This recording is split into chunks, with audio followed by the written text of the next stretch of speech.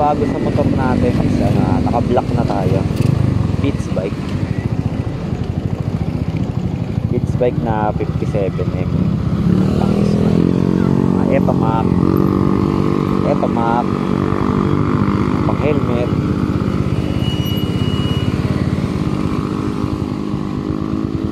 Ganda na yun, naka 28M. Tapos headworks, cams, tsaka pa ba? Black, yun lang. Ayun, racing CDI. Lining stock, clutch spring stock. O, di ba na naka-racing lining?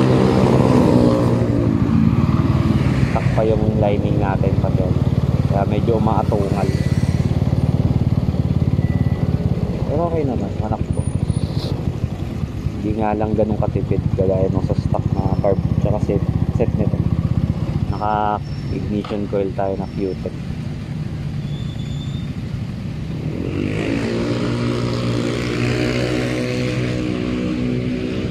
So dito mga pare ko, hindi na tayo bibira kasi parang ito na yung kumbaga critical area na to na maraming tumatawid yan, gaya ng mga batang pasaway.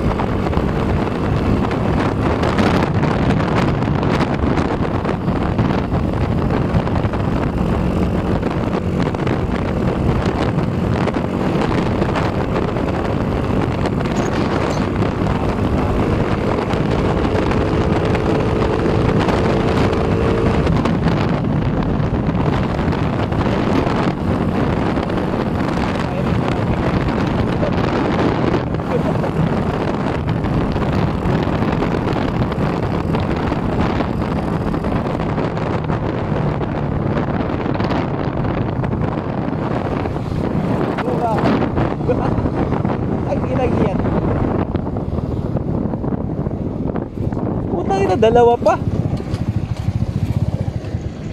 Driving light to. Putang ina, tawag talaga ako.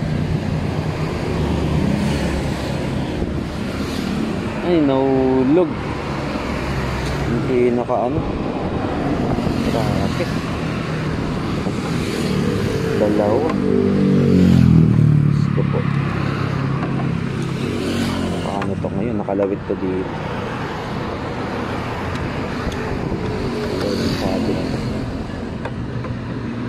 Ay. Kaya, dyan ka na muna. So,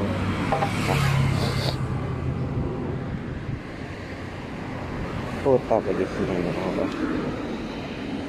Sa setup. Ayan, dyan ka na muna. Kasi oh. Pang! Pang! Tag-ina-ina yung pag-hiving ko eh. Yung tag-ina-ina ko, hayop na yan, wala. So ayan, bago. Dahan-dahan na tayo para di maputol.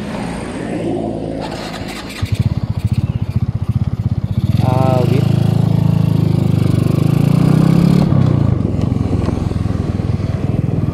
Was-was pa. Was ka pa. Tuloy driving light.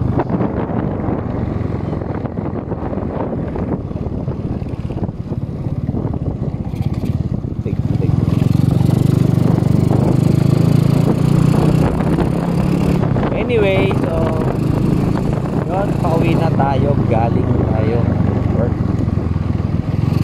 tayong work, no? Kaya pauwi na tayo and yun, up na tayo. Sana yung mga dating nakasubscribe na nandiyan pa din sa channel natin, yun, papatuloy ko na mag-upload tayo na ngayon ng mga videos dahil marami nang nabago dito sa motor na hindi ko na na-upload. May mga clips naman ako nung pag binabago siya, kaso syempre medyo busy lang sa bahay, nagiging busy, kaya hindi na napupukusan na mag-upload.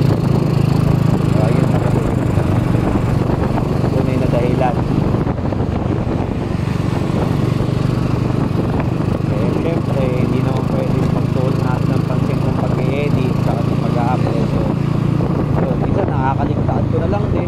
Sabi ko mag-upload ako pero wala eh. So, humihingi ako ng paumanhin at sorry. So, halos taon na din huling upload ko. Pandemic pa ata. Pandemic o medyo magaang na ata yung pinakahuling upload natin is sa 5 GP Warrior. Dami nang nababalit sa motor, hindi na nakasalpak yung GP Warrior na yun, bago may ate yun. And nakaano na tayo ngayon pala, reveal ko na ang set ni Damon. Si Damon yung motor natin, no? So, reveal ko na yung set niya is naka black 57 pitch bike, naka cams. So yun, hulaan nyo na lang, basta naka-cams, naka-carb 28mm, flat slide, at naka-racing CDI, at naka-power pipe na apilo, naka-coil, Q-Tech din lang yung natin. Tapos headworks, the rest headworks na, stock valve, stock stroke, the rest is stock, ayun lang, pinatikas lang, pangharap lang sa daan. Ayun, isa pa pala, isa valve niya, lighted valve, naka-lighted valve. Yun lang yung set ni Damon. Tinawag ko siyang Damon kasi mukha siyang demon. Black, tas pula ang ilaw. Nakakatakiyot.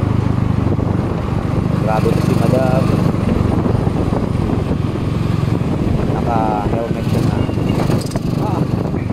Saka ito pa pala, no, idadagdag ko sa Damon. Naka-swing arm pala tayo ng plus 2. Natawa pala din yung swing arm. Bali, pinahiram sa atin. So, yun, hindi niya pa kami gagamitin. Gawa nung pinandidili niya yung motor niya. So, nag-aangkas din tayo yung business niya. At ayun, so, nahiram natin yung swing arm. Pero wala na tayong stock na swing arm. Binenta ko yung stock. Ayun, mag-aanap ako na plus 2 nang sa akin na or plus 3. Para ikabit dito ng mga isoli ko na swing arm. So may problema lang yung bushing niya kasi hindi siya masyadong maliit yung ehe ng sa smash. Ngayon sinapian lang namin yung bushing kasabi. Ayun, medyo may konting alam na mararamdaman ko pag natin pa lalo yung kumikewang swing arm control or mababansin ko sa siya. Pala ay goma is puro na rin kasi aftermarket lang gapalit na rin yung pera so ito nga pala ito yung pinatawag na ulit involve ako. So yun, nakaraan traffic dito ngayon hindi kasi alas 11 na. So, makakagruga, tapos mayroong bar at may 7. Karma pala 7. Karma lang. Pagin na tayo. Medyo may pinapin na gusto. Bawan. Yun ang tayo pumapasok nga pala sa Baclaran.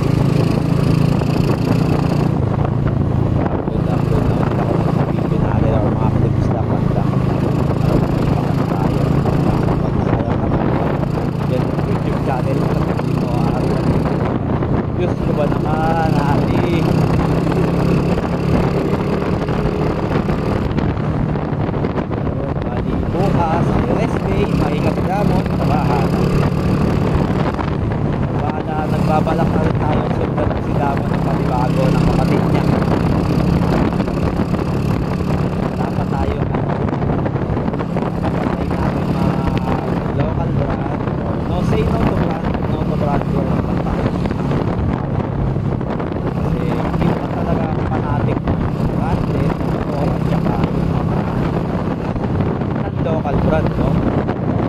Ano ba yung tawag doon? Comment na lang. Ayun talaga yung tawag doon sa mga ano, mga tawag nila mga China. Sibak tayo ngayon. Tawag na. Sana o. Balik tayo no. Yun. Kasi nagbabalak ako kumuha ng motor na hindi siya branded. May brand siya pero hindi siya kilalang brand. I mean, hindi siya ano, binabash pa. Ano yun, yung brand na Motopod. So, bala ko yung Motopod. Tapos yung unit na kukunin ko is yung Raider Tagalog. Kaya tawag ng Raider Tagalog, which means yung type of quality. So yung kasi mas kahapit siya ng Raider. So marami nang babash ko na yun, tatagal ba yan? Awit ng Raider. Ulak-ulak kaya mag ano. They know to transfer tayo mga kargo. Sana yung respetuhin natin. Hindi po makakaya lang i-afford na kapwa natin tayo. Kasi hindi naman sa ano, hindi naman lahat ng bumibili na motor or hindi ko is pare-pares tayo ng gusto.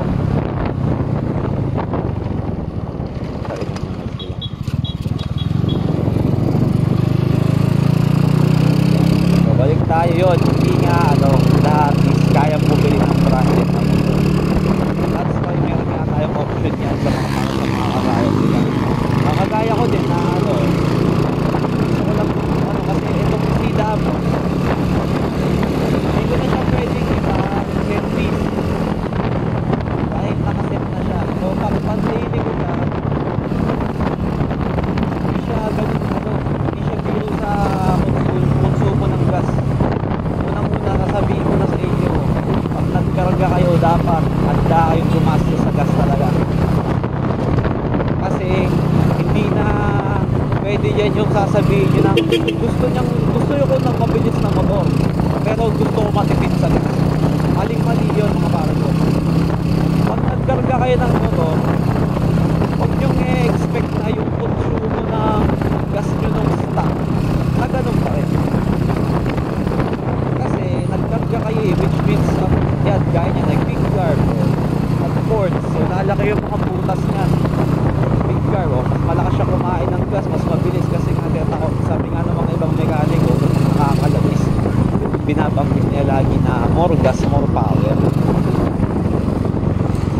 Wala akong masama magkarga kung gusto nyo ginusto nyo yan desisyon nyo yan. So para sa mga nagkakarga, ito, ayun, gagaya ko na ngayon lang din ako nagkarga. Ginusto ko to kaya hindi ko, wala akong sarili or doubt na magreklamo. Kaya siya sasabihin na nagkarga, di tatagal sa long ride. Hindi po totoo yun. Depende po sa nagkasayan, pati sa nag-build or nag-suggest na mga pyesa. Kasi tsaka at sa tamang proseso. Baka nagkarga ka, hindi naman po porket nagkarga ka, nagpalit ka ng block, lalo na sa block, yan po ay dapat yung i-break in, lalo na pag steel bore, lalo na kasi humihilab ang steel bore, malata. Hindi siya kagaya ng mga na chrome bore, yun pwede nyo ibang bakagad. Yun yung nagiging cause na humihilab or overheat. Nasa sa steel bore, kaya yun overheat. So dapat nasa tama yung pag-braking mo, matyaga ang braking talaga. Hindi yung tawag na yung takbong 60, takbong guwapo, hindi ka mag-isang daan, pwede ka bumabad pero hindi ganun, hindi kagaya nung parang pang-loaded. Pwede kang bumakbak pero magtsatsaga ka. Buti dito sa kaya mo is maganda naman yung pagkaka-braking ko, which means sa BGC pa kasi ako nag-work to. So mga ilang biyahe lang yung 1,000 kilometers. So balik-balik kasi ako lagi nasa 150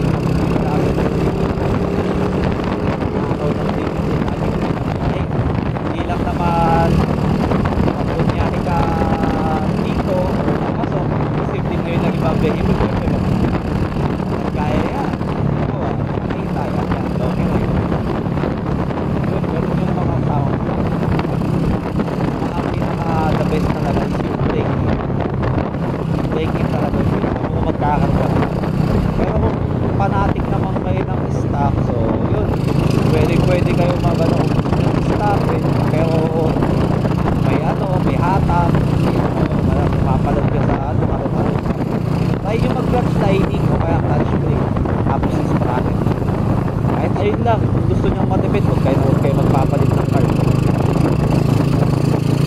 At saka nasa tamang tono rin yan. Gusto nyo yung carb nyo is kahit malaki, minsan nagandang ba matipid, pero pag naka-big curve ka kasi, sa akin lang in may own opinion and sa ko lang, experience ko lang, pag naka-big curve ka, magtaka ka na pag matipid sa gas ang big curve. Hindi naman yung yung sobrang tipid hindi naman sobrang tipid. Yung parang hindi ka lang sanay na minsan kasi yung timpla ng big curve, yan pag nataka ka sobrang tipid, kaya mag-spark lang, reading ka na lang. Minsan pag mag-spark lang, reading ka okay. Pero kaya siya matipid kasi moron hangin, hindi siya masyado nagagat ng gas, so may chance na mag-hit. Meron naman na basa-basa, rich ang tawag doon, yun yung sobrang sarap. Pero may time na gano'n na ko lang ako may experience. Kung dati ayun, siya gano'n, itim yung puno ng spark plug, pero tipid sa gas. Hindi ko lang sure kung kasi dati pa yun, mura pa ang gas nun. Naabutan ko kasi nun isa nasa 55 bar, 48, 49, gano'n ang gas. Kung ginas ko yun na medyo matipid pa siya, siguro kaya mura ang gas, mura pa yung gas nun, kaya medyo natitipan na ako. Ngayon kasi napakalakas, lalo na isang daan mo, wala nang isang 70 na ang feet, isang dito. Kaya wala pagas ka pa isang daan.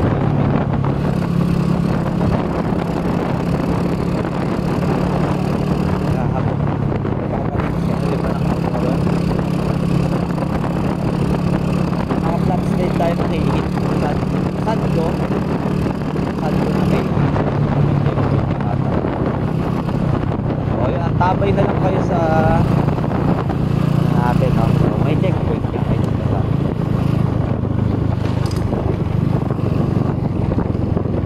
ay wala, pantay lang dito wala ko naman nagmimili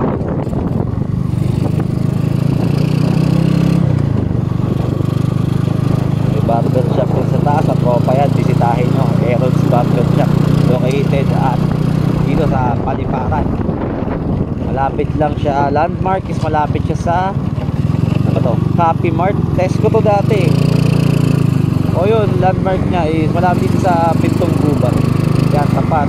Pagkatapat ng Pintong Gubat, lakad ko ng San Marino, so may pinakagitna yung pinaka-intersection or intersection niya yung mga letter B sa may same mall, yun may hita ka ng Aaron's Barber Shop. Shoutout sa'yo, Boss Roel. Ayan, dito na tayo, nakarating din. Ayan, ang tabay na lang kayo sa ating mga susunod na video. So, nakakatuwa na nakabalik na ulit ako. So ayan, hanggang sa muli mga pare ko, this is Ali Motovlog. Peace out.